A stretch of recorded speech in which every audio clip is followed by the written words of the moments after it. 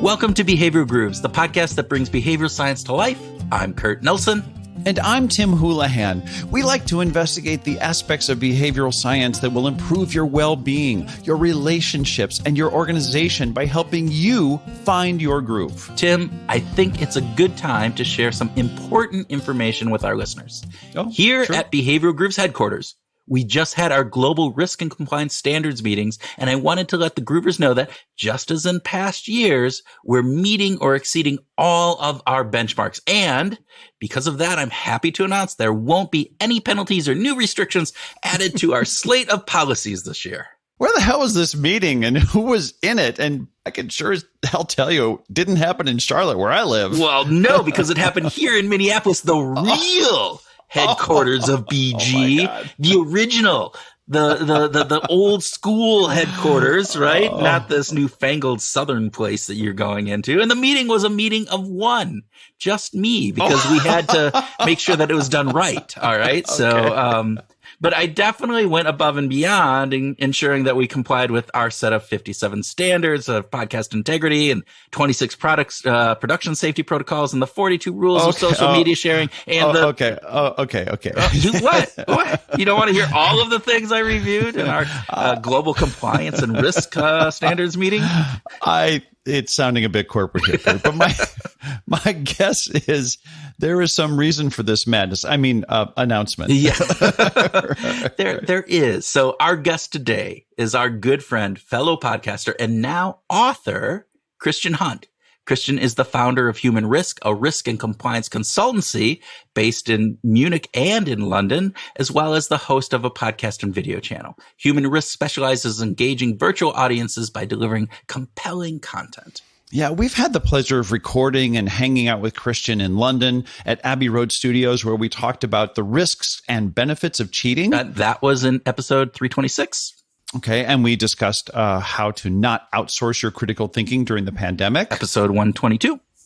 And we covered the 5 principles of human risk, or in other words, the myths that humans cling to that don't help us do the things that we ought to do back in episode 86. Back in episode 86, that's right. Wow. So we have a history together with Mr. Christian Hunt here. And in this episode, we discuss Christian's first book, Humanizing Rules, bringing behavioral science to ethics and compliance. And in this book, Christian combines the fundamentals of human behavior with behavioral science, with 6 great rules to guide your thinking, and a model called Radar that will allow you to directly apply what you've learned in the book to the real world. Yeah, so true, Kurt. And, you know, I want to get back to this global risk and compliance meeting that you had with yourself. What's up with the no penalties or restrictions comment? Well, Tim, many Groovers listen because they want to apply behavioral science to their work. So getting insights from our guests on how to do that can be really helpful. And yes, I was being sarcastic about the risk and compliance stuff because those are the departments that initially come to mind when it comes to ideas of being compliant. So if you work in the area of risk management or compliance, then this conversation is for you. And the reality is that all companies have rules. Like business managers of all types want their employees to follow some kind of rules. So if you work in HR or marketing or procurement or health and safety, or maybe you're just a manager of a sales team that needs to fill out expense reports, then this conversation is for you as well. Well stated, Mr. Houlihan. Well stated. And as is often the case, the insights that we find in one area of this world that we talk to people about can have an impact in another. So there you go. So with that, we ask you to sit back with a healthy dose of human rules and listen to our conversation with our dear friend, Christian Hunt.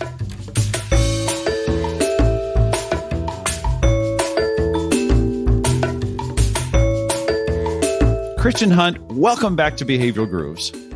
It's an absolute pleasure to be here. Thank you. And you start off by lying right away. All right, here we go. Coffee or tea? So I think I said last time I was on the show, I think I said coffee in the morning, tea in the afternoon. Yeah. I'm going to stick with that. You're going to, okay. Okay, good. You're going to stick with, you're not going to change things up. You're not going to be. You're still, even after moving to Munich, you're still on the same routine? old habits die hard. All right. As a fellow podcaster, would you rather record a podcast in your home office or in the Abbey Road studios? I would prefer to record it in the Abbey Road studios with some guests that have come over especially for that. That was so much fun. Oh my God. We should have a whole episode just talking about how much fun it was to do that. All right. Next speed round question. Cutting a pizza. Which is better?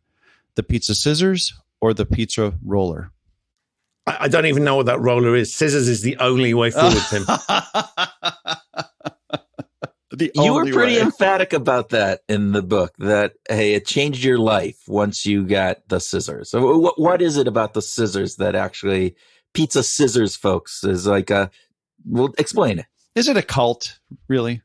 Well, it's something I came across in Italy, and it kind of makes perfect sense, right? Because if you look at, you've got a pizza there, how do you get into? And we have these strange sort of cutting implements, and if you think about it, right, a pair of scissors is perfectly designed for it just lends itself to it, and so I saw them at this. They do this in Naples, where they basically you decide the size. So rather than you having to have a predetermined size of slice, right, you can pick as much as you want, and they use scissors to cut the piece, and then they weigh it. And so there's this sort of eat as much, just get exactly the right portion for you. It's perfectly customized pizza. And so I've always loved this idea of scissors. And so it's always grabbed me as something, which is why I wanted to put it in the book. But I've also had some human risk pizza scissors made, because I'm going to get the ultimate pizza. So I found a scissor factory that does nothing but make scissors to make some pizza scissors for me. So these are special scissors that are pizza scissors, or just special scissors for you that you've designed and said, hey, I want these. Yeah. No, they made them. So I've had some human risk ones customized. So maybe I'll just give a pair of those away to some lucky people. Oh, maybe we'll figure out a kind of process to maybe give one of our listeners a pair of human risk scissors. All right. Last speed round question, because we are always so speedy on these speed round questions. Should we design compliance processes for the good people or for the bad people? And I use air quotes there for the people that are listening on the podcast. We should definitely design it for the good people, because if we design it for the bad people, we're going to get bad outcomes.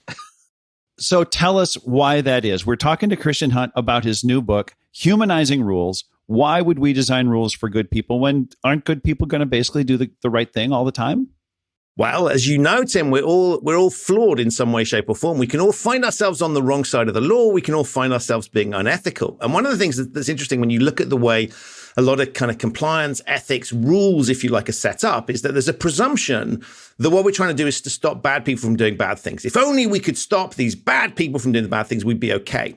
But what's interesting about it is that many of the interventions that we put in place to try and stop these bad outcomes, they rely on cooperation on the part of the people. So if, for example, you've got a training course to try and get people to know what it is they need to do, bad people aren't paying attention to training. Bad people aren't reading rules.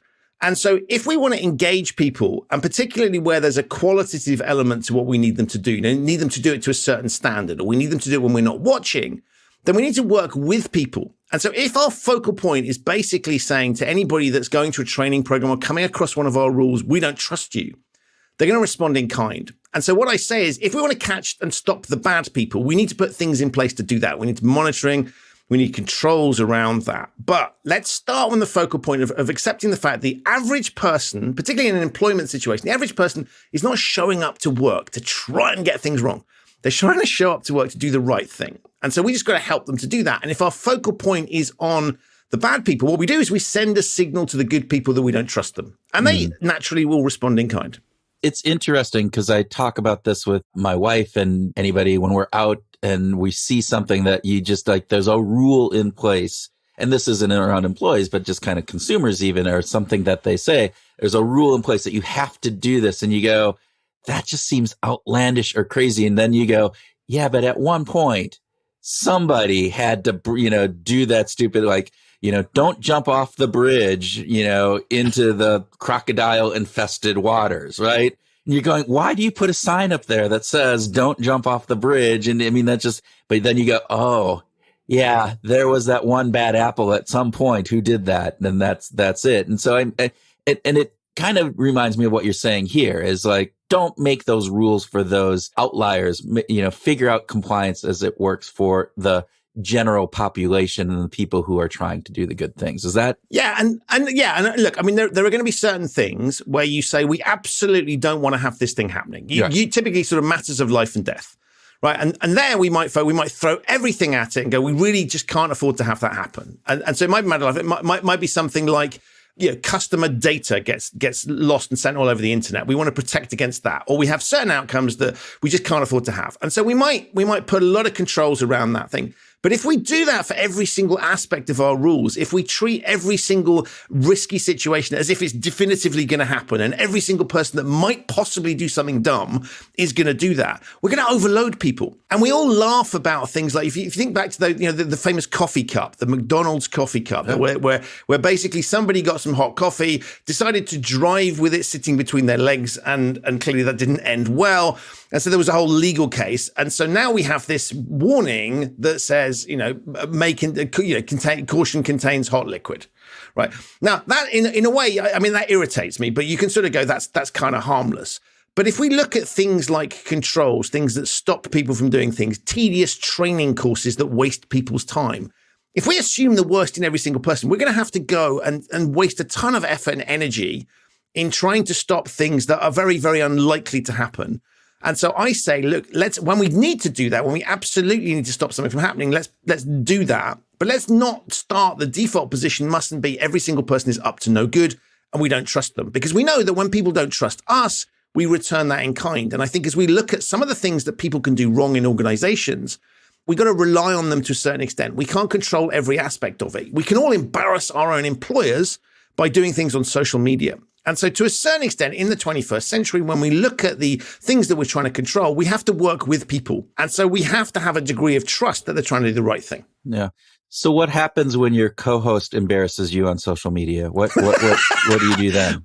Well, what you'll have noticed that I don't have a co-host on my show for exactly those reasons, Kurt. So I've mitigated the risk by removing the possibility of that happening. Thank you, Christian. Good idea. There you go.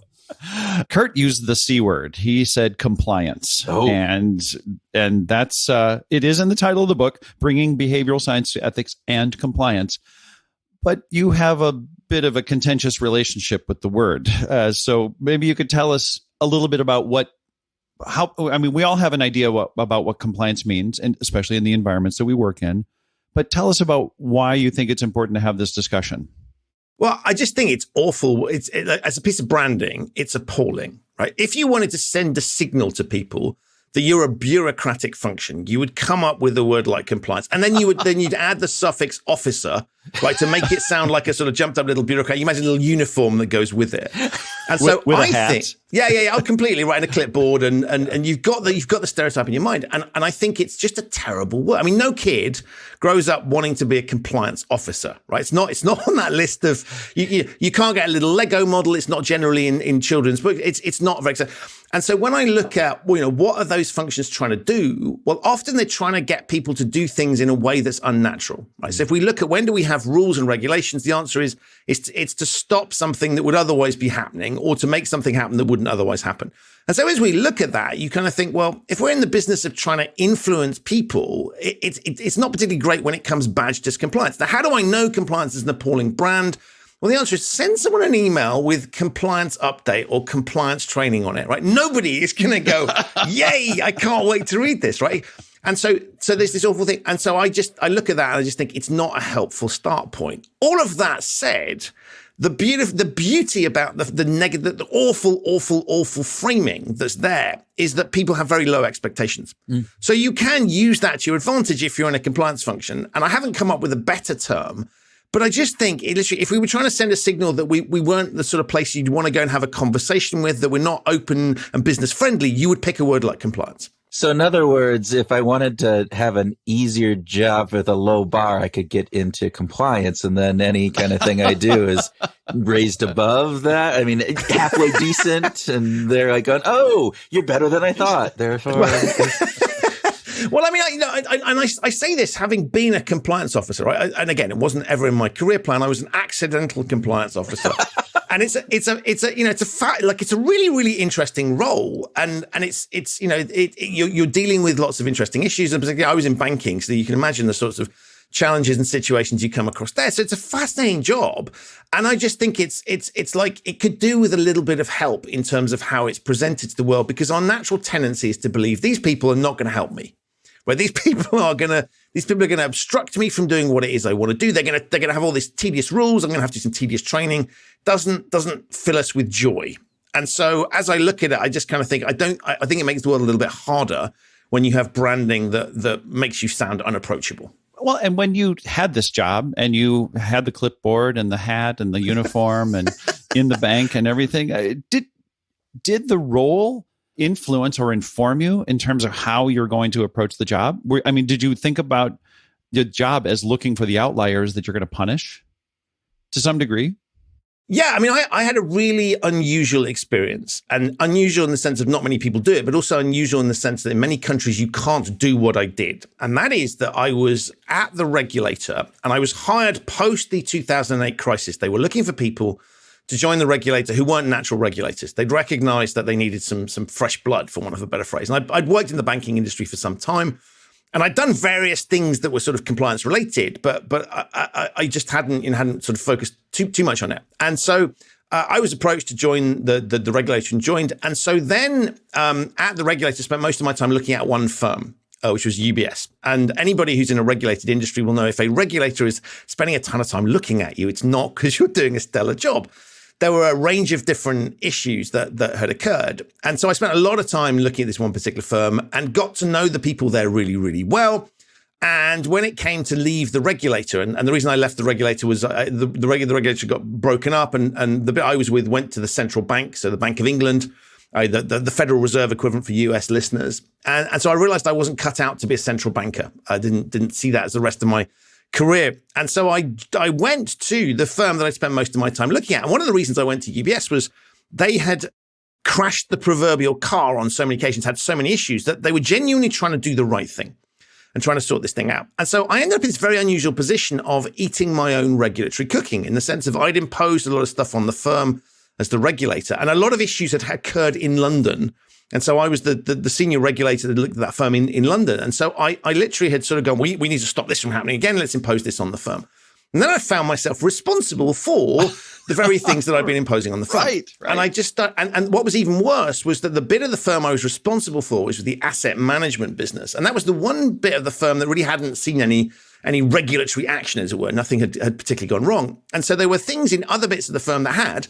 And therefore, a lot of the rules and things that were imposed on the firm didn't have in mind the bit that I was responsible for.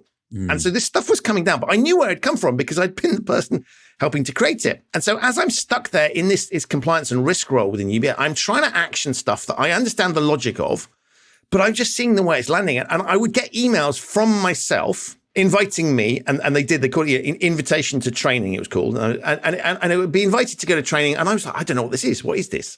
Or I'd get a policy that I owned, and I'd read this and I don't fully understand what this is. And I thought, if I don't get this, right? And I've got compliance in my job title that it's coming from, then how is this going to impact people on the front line? Yeah. And so I had this sort of light bulb moment that we were in the business of influencing human decision making. Right? You can't say to an organization, well, you can, but you won't get very far. Logos, legal entities, buildings, factories tend not to respond to being told to do things, right? It's people that we need to influence. And so as I started to try and square the circle, because I got to a stage where I was old enough to sort of think, well, I could let this go, right? I could just go through the motions, but I was like, that doesn't feel right to me. And so I wanted to try and solve this problem. And so that's when behavioural science kind of presented itself, because I was just like, well, actually, if we're trying to influence people, we really need to think about not how we would like people to behave, but actually how they're likely to behave. What are the human beings at the end of this process whose behavior we're trying to influence? If we can get to them in the right way, then we can make things happen. And so the realization I had was that I thought compliance was all about rules and regulations, which it is. But that is the organization's perspective on it. The organization needs to comply with these rules. That's the organizational challenge. But to get that solved, you've got to be thinking about things from the perspective of the people that are going to deliver or not deliver that mission. And so that was the realization I had. And once you start to think in those terms, you suddenly go, oh, a ton of things that we are doing, not because we're idiots or that we just haven't thought in those terms. And so the solutions we've come up with are logical solutions. They are to use behavior. It's kind of like a sort of system 2 logic, right? Let's think logically about how we approach this thing. And what we need to do is we need to come up with a system 1 thinking, to use Kahneman terminology, to get people to do this thing. And so once you start to think about the world in those terms, suddenly you recognize that many of the approaches that you might have adopted, and this wasn't a UBS specific point, this is financial services across the piece, but also other industries. There's a logical approach being adopted to solve an emotional human problem. Yeah. So I want to go back. You said this in what you were just saying. You said realizing it's focused not on what we would like them to do, but what they are likely to do. And you mentioned prior to getting on the, as we started recording, that when you looked at the Kindle of your book, that is the most highlighted part of the book. What is it in your mind? So what does that mean? If I'm sitting there thinking, all right, so we focus on what we like them to do. I need them to do this. And you're saying, no, what they're likely to do. So help me understand what's the difference? Right. Well, so the logic is what we deploy when we think about what we need to have people do within organizational situations. But you can take this out and look at other scenarios where there is some form of theoretical authority over people. And we all encounter situations where we are being told what to do. And the logic that gets deployed within organizations is something I call the employment contract fallacy, right? And that basically says that because we employ you, we can tell you what to do. Now, that is legally correct, right? We all sign employment contracts, and therefore our employers have rights over us. But that doesn't necessarily mean that is always going to work. And it'll work in situations where what you're doing is observable. But very often, particularly in the knowledge economy, we need people to do things where we can't observe every single thing that they're doing. We can't sit on their shoulders and police every single email that's about to go out. We can't sit in every single client meeting that they might have. We can't get, and there are lots of times where we need them to be thinking and working with us. If we think about something like being ethical, you can say to someone, be ethical, but you try and codify that's quite hard. We need people to use their initiative. And they're only going to do that effectively if they're on board with what we want them to do. And so this idea of the employment contract fallacy is not to say that we should just let employees do what they want. It's to say, let's recognize that if we're reliant on a contract, if the only reason people are doing it is because we have the authority to tell them to do it, then the analogous situations is things like a car rental or those software things. You download a piece of software and you don't really have a choice. Apple says, click here to accept the terms and conditions. I can't negotiate with them. I'm just if I want to use the software, I just click and I move on. And so in employment situations, the same thing, right? If we say to people, you need to attest that you've complied with all the rules, which is something that many companies do, people are going to react in the same way. They're just going to go, to keep my job, I need to say yes to all these things. I need to pretend that I'm okay with this, even if I'm not. And so there's a challenge. Ditto car rental. You go and rent a thing. We all sign up. I want to get the car. Please sign here, sign here, sign here. Sign. Do we ever read any of that stuff? Probably not. Right? And even if we did, we can't do anything about it. And so when we look at relationships between employer and employee as a contractual one, I have the right to tell you to do this. We can use that. And there are situations where we're going to want to use that. But there's other situations where we have to recognize that people have feelings. And they're not always going to want to be told what to do. And so we have to recognize the situations in which it's going to be okay from an employee perspective to be told what to do. So matters of life and death, food hygiene would be another good example where it's perfectly reasonable that the employer has strict rules about certain things. There are going to be other things where, for example, if your employer says, well, you can't have a social media account because we're worried about what you might do, that's arguably impinging on your private life. Even if that's something that legally they can do, it might start to feel awkward. And so my point is really to say, if we need to just think about, we know what we want to try and do, what we'd like it to happen. Let's just recognize those situations where employees might not be on the same page. And what can we then do about it? Well, you talked about laptops and email as being a weapon of mass destruction. Right. We are empowering, we as corporate leaders empower people to basically go out and they could really create a lot of chaos with those tools. But we can't live without them. So is it just kind of encouraging the best behavior and crossing our fingers and clicking our heels 3 times and wishing for Kansas? How do we help corporate leaders make better decisions about these issues? So I think what we have to recognize is that, and I talk about Netflix because I think they've got a really nice distinction between recoverable and irrecoverable. And so they say there are certain things that you never, ever, ever, ever want to have happen. Things that would be embarrassing for the organization, would take the organization down, or are just conceptually you don't want, bullying might fit in that. Huge financial losses would be another example. It's stuff you just don't want to have happen. And for those things, you may choose to use very, very traditional techniques of really having very, very strict rules, policing tightly what happens. But they also say, well, there's a load of other things out there that are, we'd rather they didn't happen, but they're recoverable, right? We can handle it if it happens, and we can manage that. So let's put less effort into the things that are recoverable and more effort into the things that are not recoverable. And so that requires us to have a balance and recognize that we can't stop every single bad thing from happening. So what we want to try and do is, if we are going to burden people with rules, make them do lots of training, make them slavishly follow procedures, then let's do that as little as possible, because it's not possible to get people 24/7 to be always following slavishly rules. We get annoyed at some point when we have authorities that continually impose strict regimes on us. And so what I'm saying is not that we should just let employees do whatever they want, but just start to think through situations. There are going to be some situations where we need to do employees to do things that they are going to find unnatural and awkward and painful. Yeah. There are going to be other things that they won't have any issue with at all, right? No employee goes to work wanting to have an accident. So if there are things there where they understand why the rules exist and they recognize it's for their own protection, then that's a much easier sell, for want of a better phrase, than something where they're going to go, this is a pain in the butt. Why do I have to do this? Yeah. And if we can start to recognize those things, then we can see the scale of the challenge that we have and say to ourselves, look, if this is something that they're naturally just going to accept, we don't have to worry too much about it. If it's something where we need this to happen and they're not going to be on board with this, then we can either try and persuade them to do it, or we can recognize it poses a larger risk. But either way, it's using behavioral intelligence around what, the likelihood of how people are going to perceive what we're trying to get them to do. Yeah. So if you have a list of rules and that list just goes on and on and on, all of a sudden they don't have the same impact that if it's like, all right, these are the recoverable ones, right? These are the ones that are really important. So let's make sure that we get people to focus. Like, 6 rules is probably too much, right? So if I had 6 rules, probably too much. And so, you put 6 rules in your book here. And so I imagine that's 6 is about right. So really, I think 6 is about the right number. No, 6 is way too many. I need 1 or 2. Just give me of those 6 rules. Well, here we go. You can talk about those 6 rules, but then come on. What really? What 1 or 2 of those rules are really important? Of the 6, isn't there only really one that just is really important? So you found it. So I put 6 rules in the book, and the reason I put 6 rules in the book was I thought you can't have a book titled "Humanizing Rules" right without having some in there. Yeah.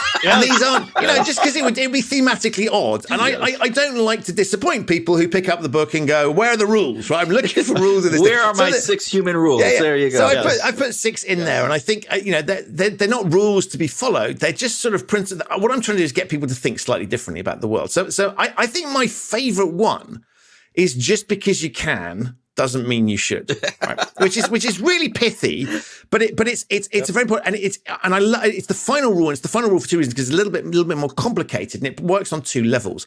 The first level, just because you can doesn't mean you should, works on is a message to employers and organizations. And that is to say to them, look, you have lots of legal rights over people. You could you could send your employees on lots of tedious training courses, impose lots of rules on them, right? Legally, you can do that. Practically, you can probably do that as well. But does that make sense, right? If I want people to do the right thing, overloading them with a ridiculous amount of training, that's, doesn't necessarily make sense. And so often employers focus on what are our legal rights here? And I would say, don't necessarily exercise all of those all of the time, right? Sometimes you are going to need to push that and really, but sometimes you don't want to do that. The second bit that the rule works on is looking at actually individuals and saying one of the things that we need to make people aware of, particularly where we're in an environment where it's difficult to codify. And if we look at what's going on in the world nowadays, we've got technological trends, are moving, new technologies coming along very, very rapidly. And therefore, some of the rules that we put in place for either older technologies or for the analog world may not work in the digital world.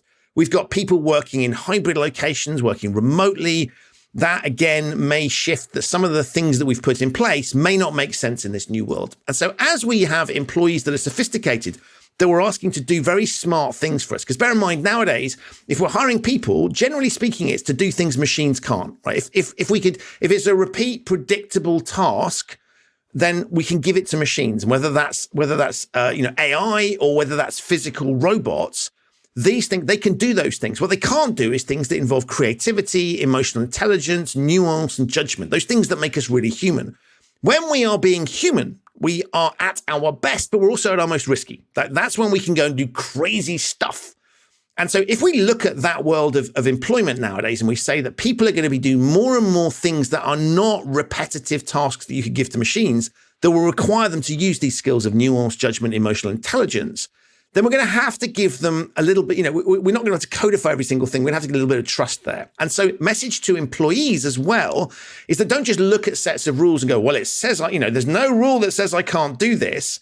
That is a dangerous approach. And so just because you can doesn't mean you should. Also applies to employees to say, look, we need to recognize that not every single thing is going to be codifiable. Just because somebody hasn't written a rule that prevents you from doing that doesn't mean it's the right thing to do. Yeah. And so we need to, and that's where the trust comes in. We need to equip. And so I love this rule because it plays both ways. I'm saying both to employers and employees, look, you both need to think in these terms. I do actually like your 6 rules. So I'm being a little facetious when I'm saying that. And actually so I was rule number 5 for you, right? So I'm like looking at the end here. If one person breaks a rule, you've got a people problem.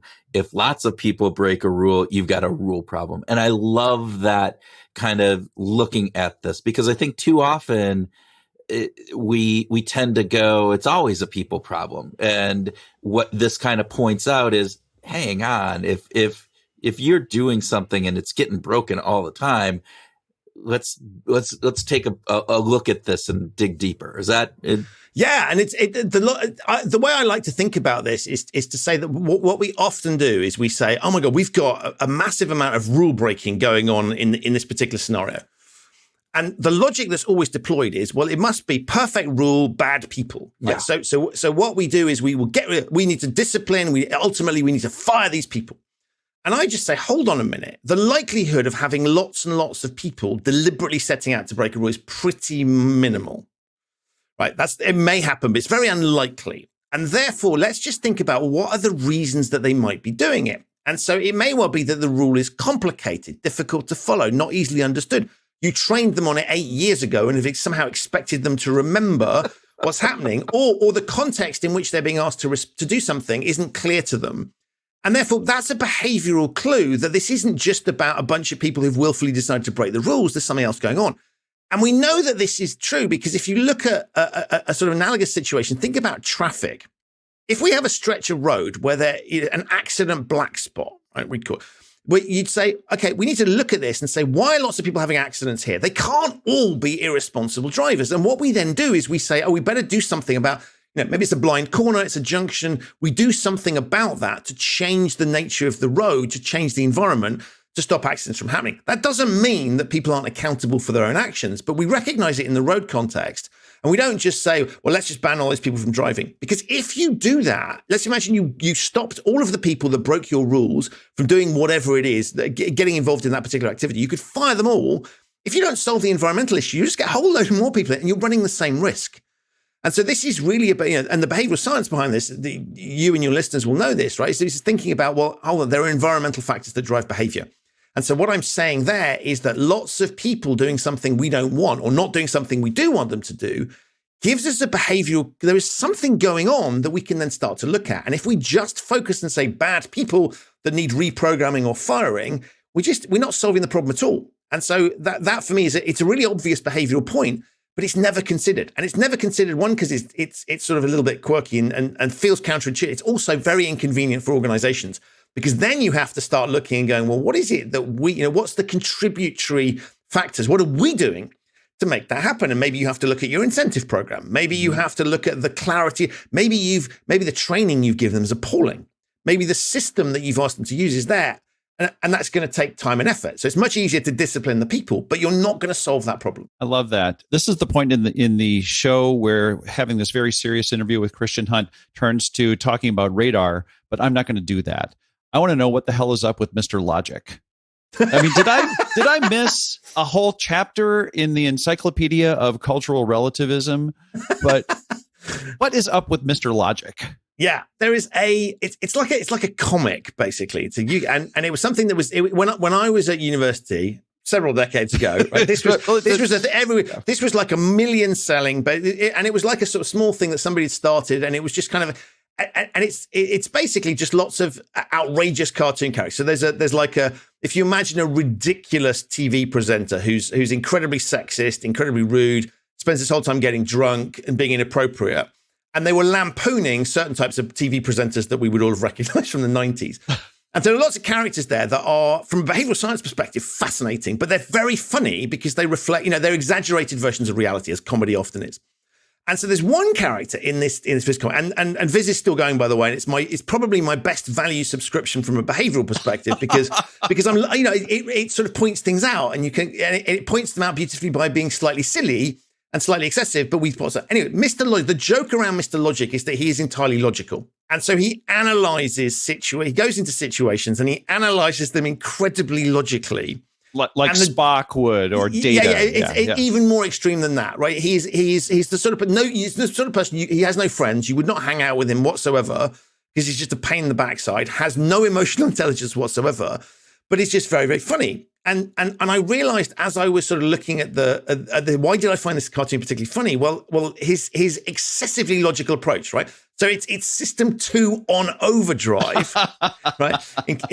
And inevitably what happens is he gets beaten up, right? Because he finds himself in situations where he's so socially awkward and weird. And of course, chooses people, they put him in situations where he engages with people who, are not very tolerant, shall we say, of strange behavior. And so I really like him as an example of sort of how to think about things because the Mr. Spock, Homer Simpson thing's been overdone. Yeah. And so I was like looking for a character that I could sort of point towards and one, I wanted to introduce loads of people to Viz because I think it's just great it is hugely inappropriate. I will warn people. So some people, if you're easily offended, then you probably shouldn't be listening to the show. But if you're easily offended, not the thing you want to listen to. But Viz is great, and so it's available in the UK. But you can catch some. We can put links in the show notes to some of the examples. But Mr. Logic for me is just the ultimate, and I love the name. Mr. Right, Logic. It's awesome. Logic. We discover, if you read enough of the cartoon, he's actually called Lawrence Logic, which I quite like as an alliteration. But the cartoon is called Mr. Logic, and so. It's just a really perfect illustration that if you push this idea that human beings are logical to an extremity, right, you have something that is so inhumane and awful, right, that we find it laughable and that we don't want to engage with them. And we would never want to hire them. Right. And yeah, that's the logic that we deploy to try and influence human beings, right? It is lots of compliance programs and rules are written on the basis of they're written by or for Mr. Logic. And so I find it quite funny to have, it's quite nice to have a sort of cartoonish character to point towards and go, that is what we don't want. Yep. And therefore let's move miles away from that and start to think about whatever the opposite of Mr. Illogical or Miss Illogical or whatever would be. But the opposite isn't necessarily Mr. Illogical or Miss Illogical. It's Mr. or Mrs. Human, right? I mean, when you think about it, that's what that comes down to, is that we don't operate in that way. And I think there's been lots of research that says that, Damasio did all that great work when people did, have brain lesions and losing parts of that emotional component of our brain. We don't work well as human beings in those kinds of situations when we are purely rational beings. And so that being said, let's talk about humans. Let's talk about the framework human that you use in this. Help us understand. And again, what I love about actually all of this stuff, the book is Humanizing Rules for the behavioral science to ethics and compliance.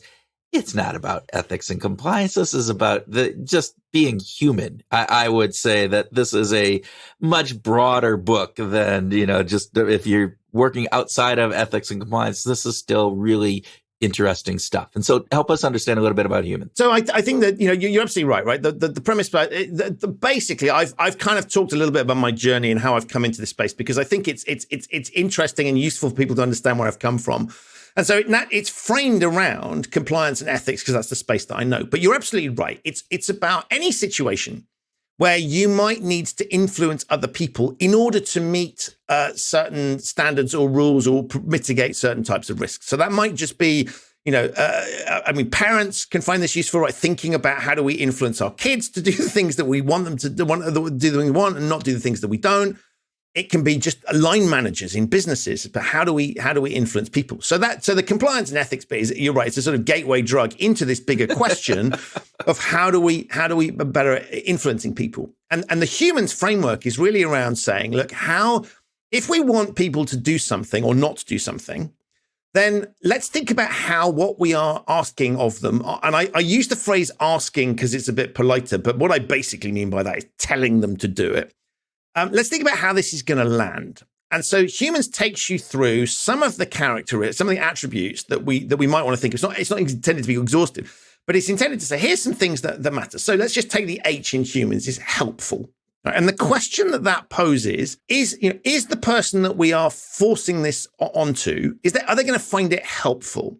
And the key bit here is not to say, should they theoretically find this helpful, but actually, is this helpful? So if I am giving them training that is going to potentially save their life, and they understand that, and we make that clear, we don't presume that that's what they think, but we have some inkling that, then we go, that's helpful. Thank you. That was useful information. If, on the other hand, we are asking them to do the equivalent of, when you hit like a roadblock or something, you've got to drive 20 miles to get round because the one bridge over the river's blocked or something, right? Unhelpful.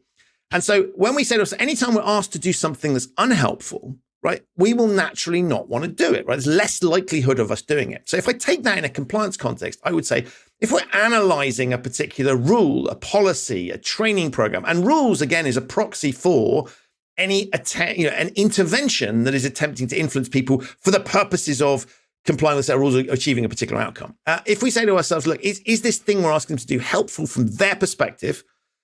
We can start to say to ourselves, what risk does this particular thing pose? And if something is particularly helpful, then maybe we can put less emphasis on it, right? Because they will naturally, they're more likely to want to do it. If something is palpably unhelpful, then we go, that's interesting. That's an alarm bell for us, because we would say to ourselves, well, actually, if they're going to find this unhelpful, I can do one of two things, right? And this is, again, where behavioral science comes in. I can either say to myself, well, maybe actually I can make it more helpful. Is there a way that I can make it actually, maybe what I'm asking to do is actually unhelpful, and so we don't need to do that. We've just done that historically for some reason. No need to do that. So let's make it more helpful from their perspective. Or we can bring in another piece of behavioral science to say, if we can't change reality, let's change people's perception. Let's make them feel like it is more helpful. So that becomes a more communication persuasion exercise. And we know lots of interventions that we've seen in other contexts where we can try and make people feel differently about reality if we can't change the actual reality. And so all of the components of the framework, you is understanding, right? So do people understand it? Not should they theoretically understand it, but do they actually understand what this involves? Because if we don't understand something, we're less likely to be able to do it. And particularly if there's a qualitative component to it, right? If the rule requires us to do it to a certain standard, if I don't know what I'm doing, there's a less of a likelihood that I'm going to get it to the right standard. And so that's saying, again, let's analyze it and say, do they understand this or not? What do we? And so maybe we can help them understand it, or maybe we can recognize it's going to be really hard for them to understand. We need to make more effort. Yeah. And what I loved about this, Christian, is it kind of caught me off guard. I was half expecting, I was to some degree expecting the humans to come from the perspective of the corporate leader. And you really turn the kaleidoscope around here and say, no. Let's think about this. What you talk about helpful, it's not helpful to the organization. It's helpful to the individual employees. It's helpful to the people who are actually doing the stuff. And the book is just littered with that approach. And I just love that. What got you to that? I'm wondering what was the catalyst that got you to that perspective? Well, it was literally this scenario. I was thinking, okay, so we are trying to get people to do something or not do something. And what is it that's going to drive that? And I just suddenly thought, we don't ever think about things from their perspective. We rely on this employment contract fallacy of, well, I can just tell you to do this. And there's one thing that's really interesting is the more important the organization perceives something to be, often they put less effort in because they go, well, this is obviously important. This is absolutely critical. And mandatory training is a really good example, right? They have to come to this training, therefore we don't have to put any effort in. And I argue the opposite, because I say, actually, if you're dragging someone kicking and screaming to something, right, then you haven't got their attention. And so if you're just doing it for what I call theater, right? If you're just putting on a show, right, and you don't really care about whether they pay attention or not, you just want to be seen to be doing it, fine. But if you actually want them to pay attention, anytime you're just foisting something on someone, it actually makes them less likely to pay attention. It makes them angry, right? Because we don't like being dragged. We've all done this where you get dragged to something. It's like listen to some boring lecture about something. Do a stupid test to prove that you have, or you've retained some sort of information that you were taught 20 seconds ago. Right? Pointless exercises. And we all know this and we can smell these things. And I just thought, if we want to get through to people, then we need to start thinking about things not from our perspective, but from their perspective. And the reason I think compliance and ethics is interesting is that those words come from the perspective of the organization. Here's an outcome, an organizational outcome. But to get that organizational outcome, we have to think about the tools that we need to deploy are not on the organization. They're on the human beings within the organization. And it's their collective behavior that will determine whether or not we get there. And so, yeah, for me, it's really, and I look at this slightly, Tim, in the sense of if you think about the effort companies go to from a customer perspective, right? Let's make our customer acquisition process easy. Let's make it simple for them. Let's look after our customers. Very often employees are left behind in that. It's like, well, we employ them. We don't have to worry about that. And we ask employees to do things that we would never dream of asking a customer to do. Now, the relationship is different. And of course, there are different, we sometimes are going to have to get employees to do things that perhaps they don't necessarily want to do. That is a pain for them. And that's the nature of the employment. But I'm just saying, let's just try and analyze what's going on here. And then we can say to ourselves, can we do something about it or not? And if we can't do anything about it, then we just go, well, that poses a higher risk. Let's pay more attention to that. And we're thinking it through. And we don't then introduce rules that are unnecessarily antagonistic. And I talk a lot, apologies for anyone offended by this, but I talk a lot about pissing people off. Right. And I think and I use those terms deliberately because I'm not interested in something that's slightly annoying. I'm something that's, something that's a slight annoyance is not a problem. But if something really pisses you off, what's the first rule that you're going to break or process you're going to circumvent when push comes to shove? The answer is that irritating thing you don't like. And so I'm saying, let's identify what those are, and then we can start to see what we can do with that. And so you have to get to that point. It's not about what you think. It's not, and let's not forget the curse of knowledge here, right? If I'm operating in a compliance, and we can add in health and safety or cyber security or physical security or HR, anybody that's got processes they're imposing on other people, if you're spending all your time looking at this process, you understand why it's important, right? And particularly if it's a once a year thing that you've spent the whole year putting together, right? You're steeped in this. You have the curse of knowledge, and yet the people coming, they're not in that same position. And if it's your job, you'll care about it. They may not care at all. And so we just need to recognize that. Yeah. So I think I'm going to ask next the second most important question of this interview. And the first one is going to be the music question that Tim will follow up with that on. But the second most important question, what have you learned about compliance from sexologists? So, yeah, you put it in the book. You wrote about it. Come on, here you go. So, yeah, I'm always on the lookout for things that we can learn from. And so during lockdown and COVID, this is back in 2020, I saw something on social media that I just thought was fascinating. And it was basically, this was at the time when mask wearing was being introduced. And this lady called Jill, whose Twitter handle was sexologist Jill, right? She put this tweet saying, if you want to get people to wear masks, right, talk to a sexologist. And I'm like, this is interesting. And and I thought it was slightly, and I thought it was a potentially slightly kinky reference. And she then went on to say, look, we have dealt with a similar issue when if you look at preventing the spread of HIV, how do you get people to wear condom? And she analyzed the things that they had done to get people to wear condom. For example, making condoms freely available, trying to make it socially acceptable, trying to give people scripts that they could use in the moment of intimacy to have that conversation.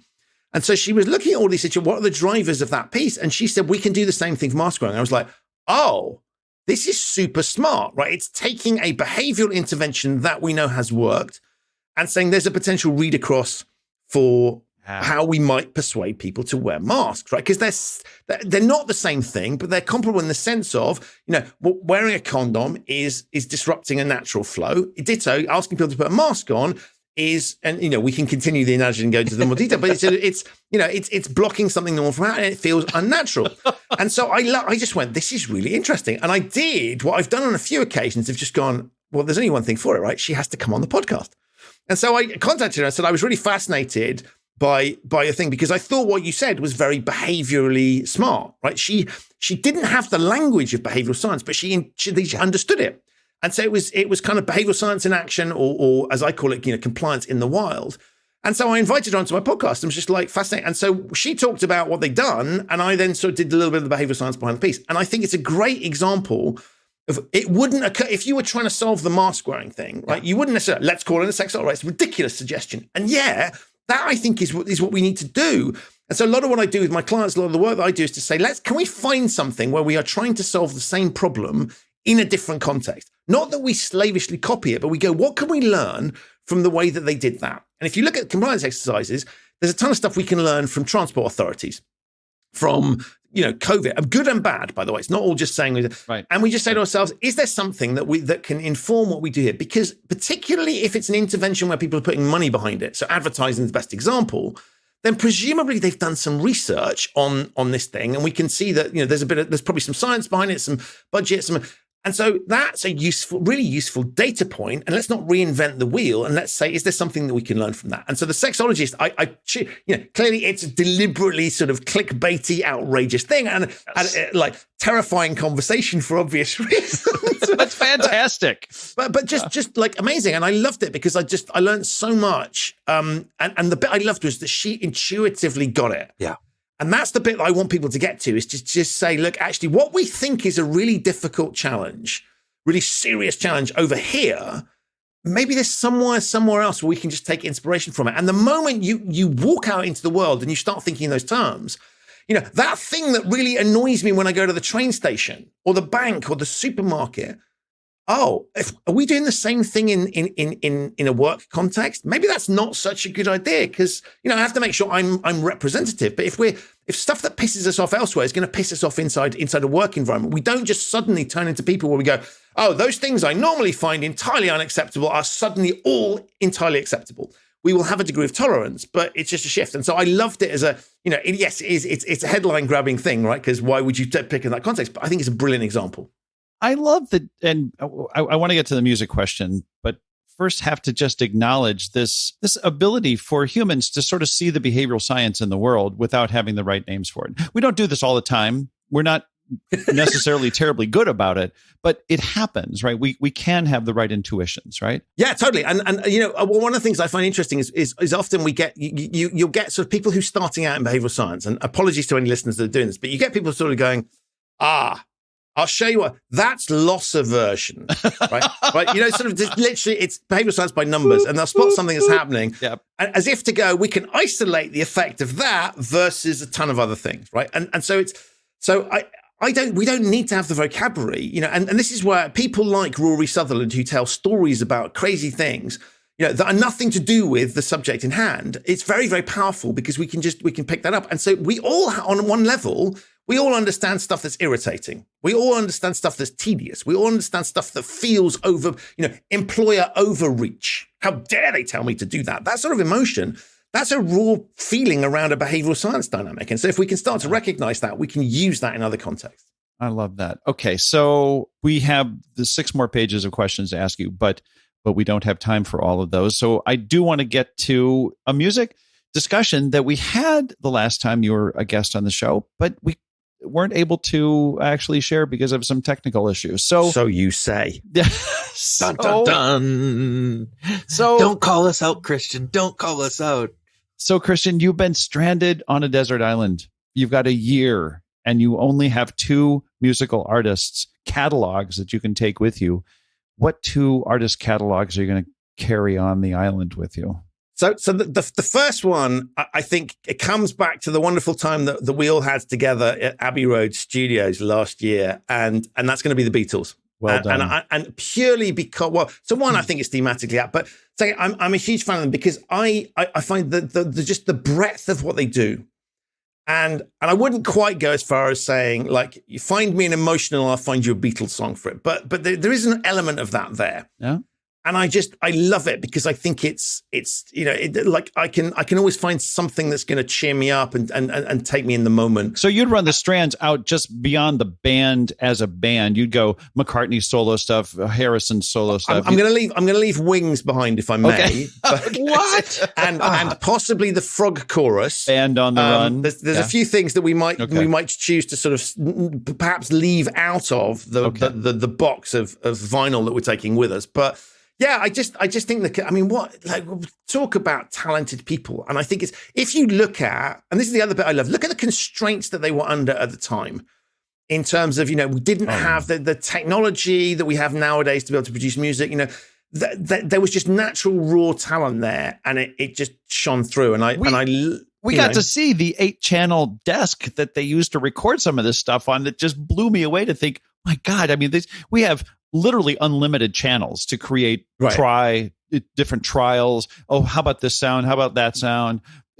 Create mixes that are super complicated. That eight different sounds they could have at any given time. It was phenomenally. And the other thing I love is that Disney Plus series, where you see them filming it and the really just human way that, tunes just come from, and you watch McCartney composing some of the stuff and it's just like, it's all, and I love it because I think there's a behavioral science piece here as well, right? It's so natural and human. It seemingly comes out of nowhere, right? This is not a lot of music that we see in the charts nowadays, pre-programmed, highly commercialized. That was just like some guy strumming away and then stuff happens. And I can't think of a better kind of behavioral thing than and they're not the only ones, but it's just a really good example of it. Yeah. Okay. Number 2. Second artist, I'm going to pick one that most of your listeners probably won't have heard of. Which is a German artist, and I'm in the process of moving from London to Munich, so I spend half my time in both cities. So I feel a German artist needs to be there. It's a guy called Herbert Grönemeyer, and he's a singer-songwriter, and he writes some of the most wonderful music, and it's very engaging, very lyrically clever. But the breadth of his canon is fantastic, and he's got songs about love, but also lots of social comment. He comes from a place called Bochum, which is it's a very industrial town in the north of Germany, and it's got a football club, soccer for American listeners. That's sort of one of these things that people passionately support. And he's written a song which they play every time there's a home game about his hometown of Bochum. And the beautiful thing is, it's not like a kind of, this is a wonderful place. He talks about the fact it's an industrial hole. It's not very glamorous. It's basically a bit of a dump. And he's written this beautiful song. And so he's taken pride in his own environment. But he's one of those artists, every time I go see him, produces a phenomenal live performance, and it just super, super, super talented guy who can you share a link with us? Yeah, absolutely. And it's one of those ones where I would say don't just listen to what he's done. He's done some albums in English, which I don't frankly recommend because it just doesn't work so. And there's another illustration I think is really interesting that things that work lyrically in one language.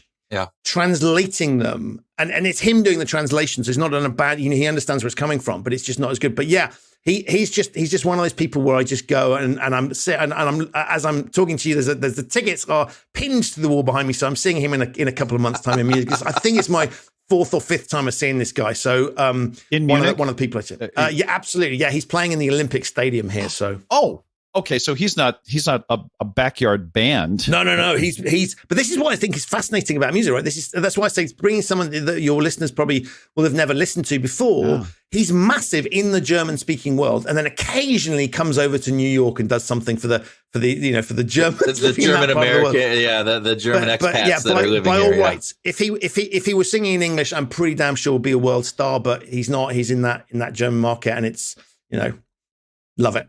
Christian Hunt, it's always a pleasure to talk to you, and thanks for being a guest on Behavioral Grooves today. Thank you so much for having me. Pleasure as ever.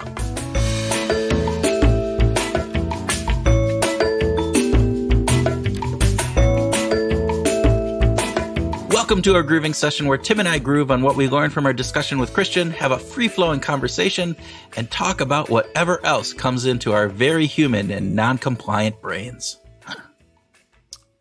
Perfectly set up. Yeah. Perfectly set up, because that's what we are. That's what we humans do. We like to comply, but we like to not comply too. Well, you like to not well, actually, no, you like to comply more, right? You're more of a complier than a non-complier. Wouldn't you say that? Probably. Well, it's domain specific. Let's put it that way. Domain context matters. It does. Doesn't it feel like Christian should be here with us as we groove? Like, I mean, he's been like a partner on the journey with us. Well, I think maybe here he is. You guys will be brilliant because you're curious and quirky and all those things. It's great. The world of audio is pretty great. Audio. And the fact that hey, we're brilliant and because we're curious and quirky, so he doesn't have to be a part of any more of this, right? So there you go. That's true. That's right. He said it all. He said it all. There you go. All right. So grooving.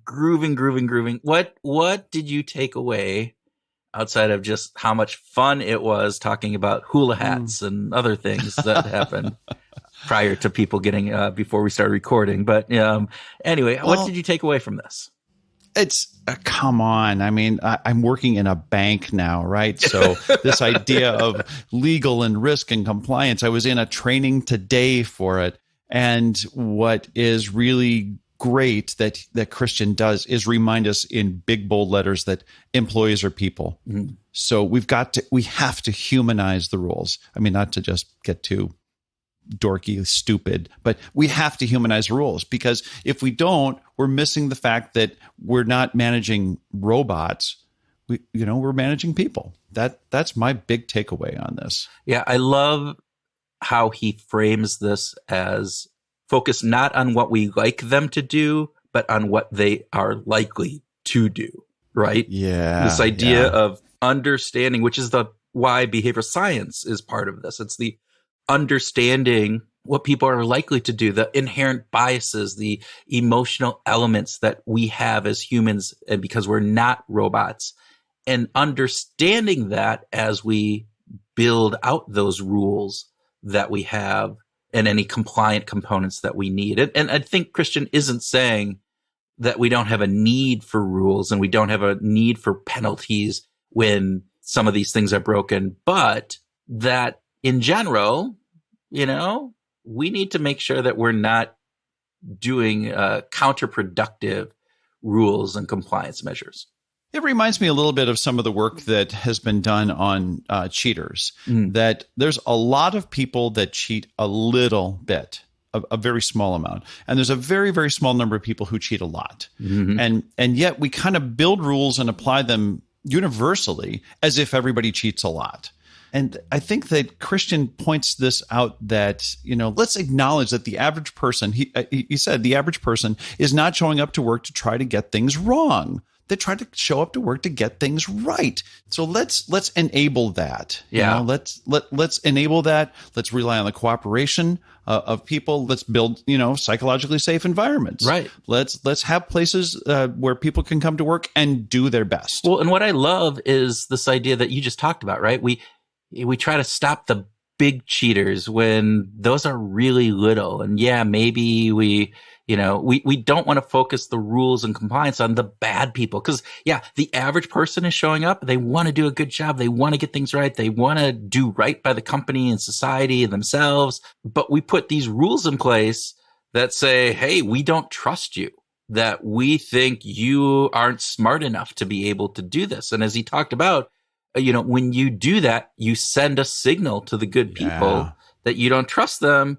And then, as he says, naturally, they will respond in kind. Yeah. What struck you in this, in our conversation with Christian, that you wanted to groove on? Yeah, well, I loved the part that you just brought up. I thought that was really great. I think one of the things that he talked about that I thought it hit me because it kind of plays into some of the things that I do in, the work I do with companies around incentives is, he talked about this employee contract fallacy, right? Because we employ you, we can tell you what to do. And he talks about how it's legally true, but it doesn't always work, right? That we can't rely on the contract. So we put a contract in place and therefore everything in this contract is going to be followed through to the T and, all the I's dotted and T's crossed, et cetera. And it's interesting because oftentimes I see this when we're working with incentive compensation and sales incentives in particular. and the company will put out an incentive compensation plan. It's a 20-page legal-esque document that talks about here's how you earn your incentives. Here's the measures we're using. Here's all the terms and conditions about when you will get paid, when you won't get paid, all the things that happen, all this stuff, other factors. And then they have you sign it. And they go, all right, the plan's communicated. So now people should act in the way that we want them to act. And which you see over and over again, right? Pretty much that. Yeah. Yeah. I mean, that is just one of these things. And as he was talking about that, I was just going back to lots of these where I'm going, do we not understand that salespeople are human too? And that they, first off, they actually going to read it. And if they do read it, are they not going to sign it? This is a paycheck for them. This is their bonus. And if they don't sign it, they won't get that paycheck, or they'll have to go to court and do all sorts of different elements that this is going to be a significant hurdle for them. Therefore, they might even disagree with it, or they might not read it, and they'll still sign it because there's the payoff on the back end. But that doesn't mean that they're going to be compliant with what we're trying to get them to do. Doesn't mean that they're going to understand what it is that we need them to do. And too often, I think we fall on this employee contract fallacy and this idea that we can just depend on, people to read the fine print to understand these situations and not take into account that it's not how we work as humans typically. Yeah, agreed. There was one other thing that struck me, and this was after our conversation, but it was dating all the way back to an earlier episode we did with Francesca Gino about her book about the rebel innovation kind of approach and how it requires rule breakers to innovate oftentimes. And in reflecting on that, I just want to say that, in some ways, Christian's model, which is very human-based, humanistic, really, it allows for some rule breaking. It allows for a healthy environment where people can make mistakes. And of course, he actually emphasizes the ability for people to make mistakes, but then also to actually say, hey, what if we tried this? Yeah.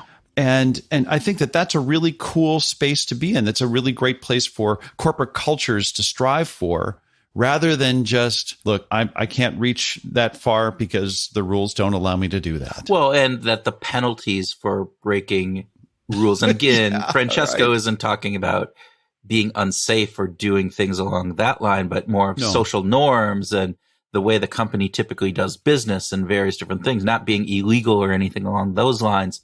I think, is exactly as you said, the way that Christian wants to reinvent this is to say, we need to have people doing that, and that should be promoted as opposed to penalized, and that we're humans, and so therefore that's there. So absolutely. All right. So I think we can probably wrap this up. What do you say? Well, we could talk for hours about Christian because we adore him. Well, or we could just make fun of him. We could do that as well. In reality, I do want to just say thanks for Christian for coming on the show again 4 times.